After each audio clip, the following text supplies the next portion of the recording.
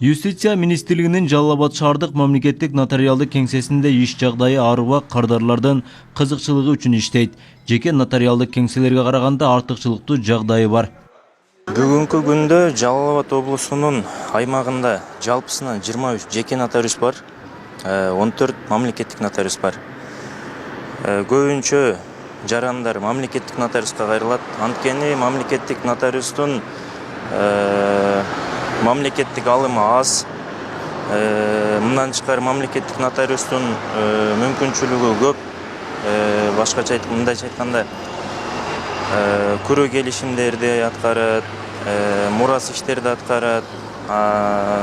Бул нотариалдык иш аракеттерди жеке нотариустар аткара албайт.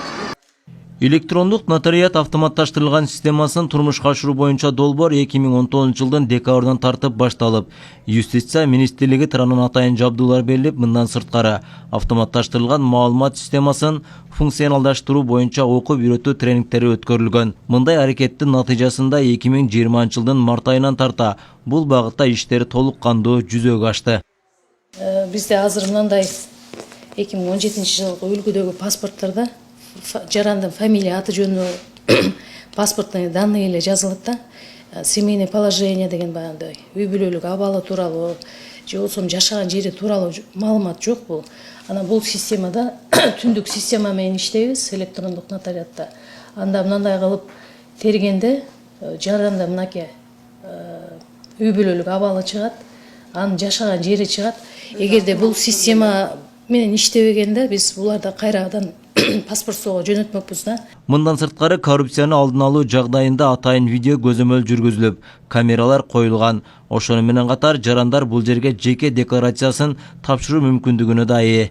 2020 жылдын 4 декабрында кабыл алынган мыйзам боюнча жарандар өз мүлкүн, жеке жарандар жана кирешелерин, көмүскөдө жаткан кирешелерин ачыктоо максатында президентибиздин тарабынан мыйзам кабыл алынган.